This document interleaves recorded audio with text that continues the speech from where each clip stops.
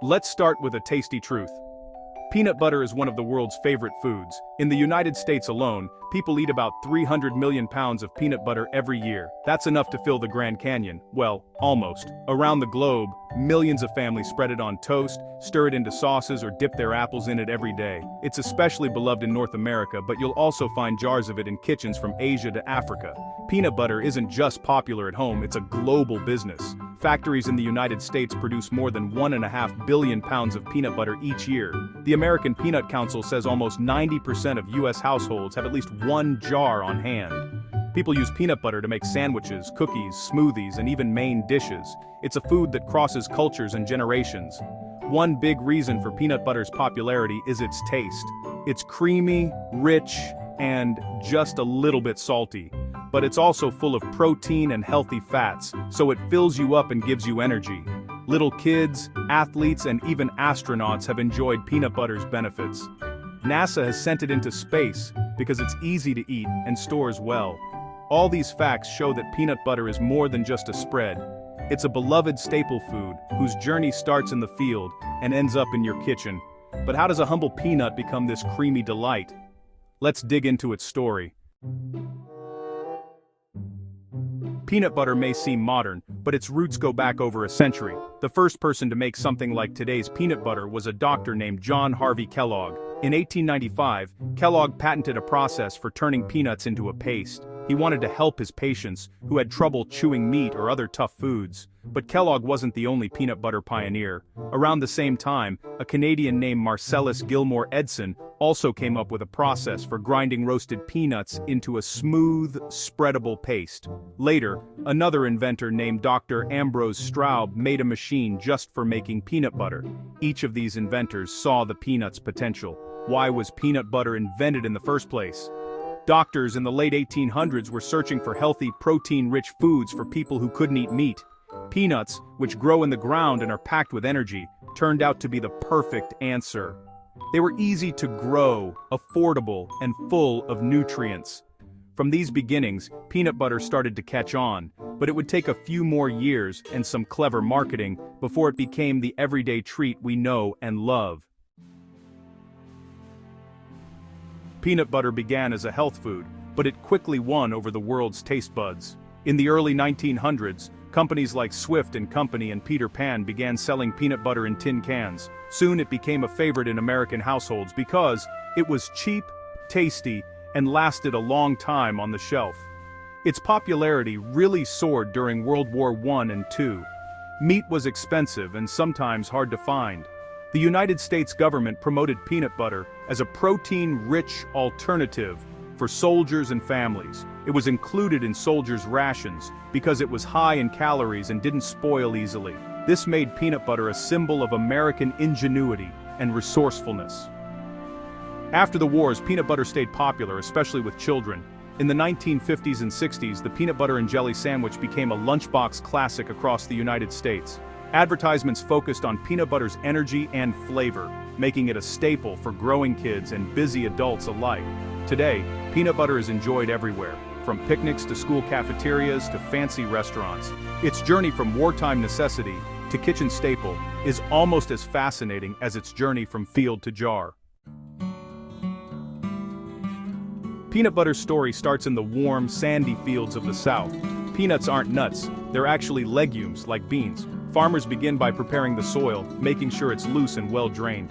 Peanuts need lots of sunshine and a frost-free growing season, so they're often grown in places like Georgia, Alabama, and Texas. Farmers plant peanut seeds, called kernels, about 2 inches deep in rows. Each seed is spaced about 4 inches apart. Modern tractors and planters make quick work of this job, sowing hundreds of acres in just a few days. After planting, the seeds sprout and push green shoots above the soil. As the plants grow, they need water, sunshine, and careful watching. Peanuts flower above ground, but here's the cool part. After pollination, the flowers send out little stems called pegs that grow down into the soil. At the tip of each peg, a peanut pod starts to form underground. This is why peanuts are sometimes called ground nuts. Farmers monitor the fields for pests and weeds, sometimes using special machines or eco-friendly sprays to protect the crop. With good care, the plants will be ready for harvest in about 5 months.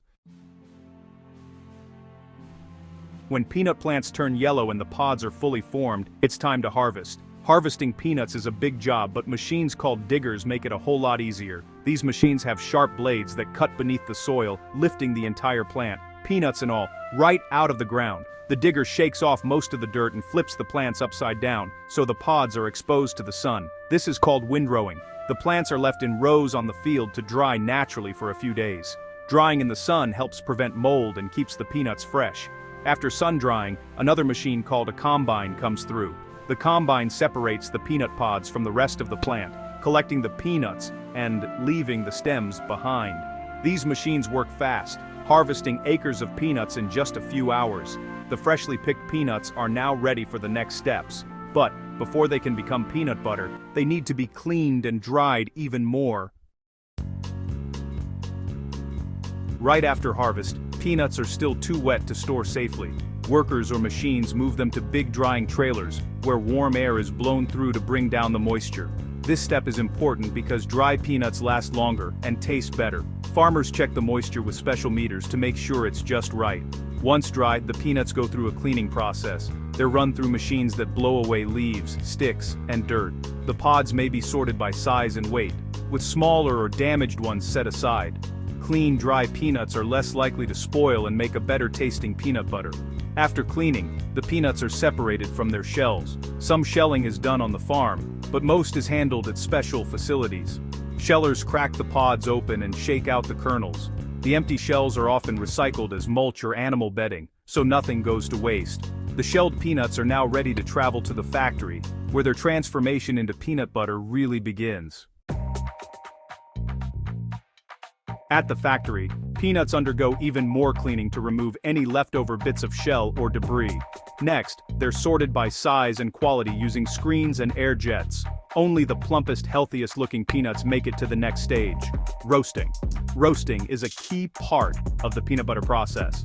Peanuts are poured into huge ovens or roasters, where hot air tumbles them around. Roasting brings out the delicious, nutty flavor that makes peanut butter so tasty. The temperature and time are carefully controlled. Too long and the peanuts burn. Too short and the flavor isn't strong enough. After roasting, peanuts are quickly cooled to stop the cooking process. Then, special machines remove the thin, papery skins from each kernel. Sometimes electronic eye systems help spot and remove any peanuts that don't look right. Quality is important. Only the best roasted peanuts make it into your peanut butter. Now the peanuts are ready for their final transformation. Next stop, the grinding room.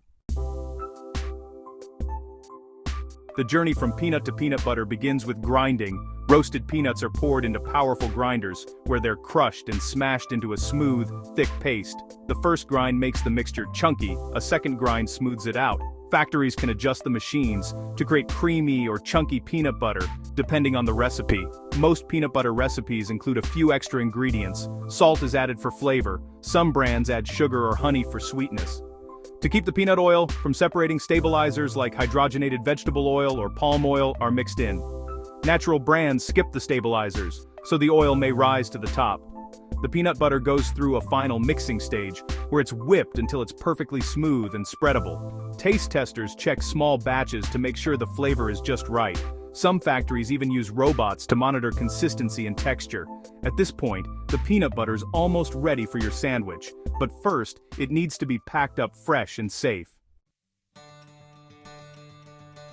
Before peanut butter is put into jars, it's tested for safety and quality. Workers take samples and check for bacteria, taste, texture, and even color. Only peanut butter that passes every test moves on. Then, high-speed machines fill clean jars, seal them tightly, and add labels. Some factories vacuum seal the jars for even longer freshness. Peanut butter is not just delicious, it's good for you too. It's loaded with protein, healthy fats, vitamins, and minerals like magnesium and vitamin E. Eating peanut butter can help you feel full, build strong muscles, and keep your heart healthy. Just remember to enjoy it in moderation because it's also high in calories. Peanut butter's journey from field to jar is a story of hard work, smart machines, and a little bit of magic. That's why so many people, from tiny toddlers to busy adults, love it so much. It's tasty, healthy, and always ready for a quick snack or meal.